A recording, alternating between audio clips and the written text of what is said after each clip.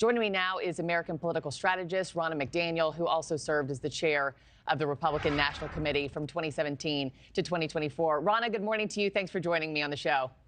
Good morning. Great to be with you. Thank you. For starters, just tell me your thoughts on the campaign that Trump has conducted and offered up to voters this cycle, and if you also think Republicans are about to clean sweep the White House and both chambers of Congress. So I actually live in a battleground state of Michigan, so I get to see it up close and personal. His ads are all over. He's definitely beating her on TV right now. We've been inundated with messages and mail from both sides. I actually have two Gen Z kids who are first-time voters in this presidential election. They've received a lot more outreach from the Democrats, probably 3 times more outreach from the Democrats and their new voters. So I do think Trump's run a better campaign. I think his message is working, and I think it's resonating in these Rust Belt states. And I think the early voting shows an edge for President Trump. Yeah. You bring up your kids. I was reading your opinion piece for The Hill just last week about having 2 college-age kids. The Gen Z, the young vote, is important. I mean, you got, what, 41 million new voters, up for grabs. What do their conversations, sound like with friends? What do your conversations sound like at home, and what are they thinking? Yeah, so my son, it's very different. He's got a gaggle of boys at my house all the time, and so we talk politics. They're very worried about their future. These are pandemic kids. That's what I talked about in the op-ed. They were shut down. They're worried about the loss of learning, what that's going to impact them with in terms of future earnings and jobs that they're going to have. Same with my daughter. The messaging they're all getting from the Democrats is about abortion, and they're very worried about the economy. Yeah, interesting. I found your piece fascinating, just to kind of get in their minds for a second. Let's get to Puerto Rico. It's obviously been in the spotlight this week, with comedian Tony Hinchcliffe calling it a floating island of garbage. President Biden last night saying this about Trump supporters on a conference call with Latino voters. Take a listen. Donald Trump has no character. He doesn't give a damn about the Latino community. And just the other day, a speaker at his rally called Puerto Rico a floating island of garbage. Well, let me tell you something.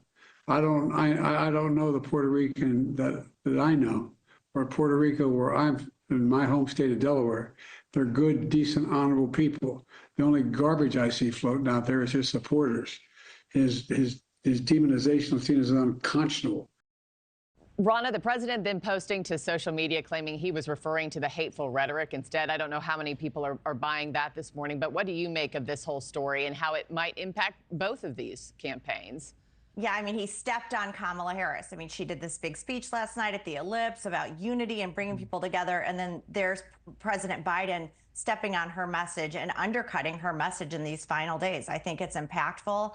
I think President Trump jumped on it like you knew he would and said this is like Hillary calling Republicans deplorables. And it takes away from that Puerto Rican gaffe. I think that was a gaffe from that comedian. You've seen the campaign say, the Trump campaign step away from those comments and say they don't reflect the campaign.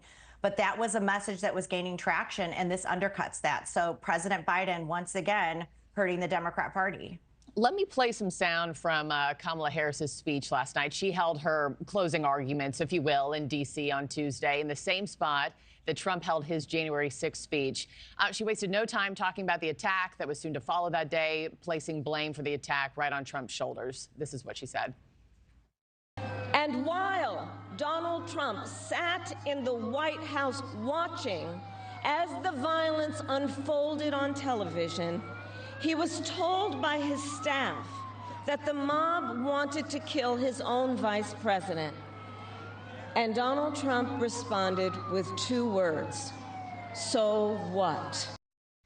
Yeah, we're 6 days out now. You think this message moves the needle at all with people who have yet to cast their vote, particularly with the optics of her standing in front of the White House last night? The polls show that it's not moving the needle. What you're seeing from polls is that the vast majority of the American people still don't know Vice President Harris. She hasn't been articulate about what are her stances on the issues of the border. Is she going to get rid of the filibuster? Is she going to stack the Supreme Court? Where does she stand on the failures of the Biden administration? And again and again and again, they're going to this playbook that they used in 2022 a lot, right? Attacking Donald Trump, threat to democracy. I think the voters have that baked in, and they really don't know her. And that's where you're seeing those undecideds saying, I can't vote for her because I don't know what she stands for. Thanks for watching, everybody. Go to joinnn.com to find NewsNation on your television provider. Also, don't forget to click that red subscribe button below to get more of NewsNation's fact-driven, unbiased coverage.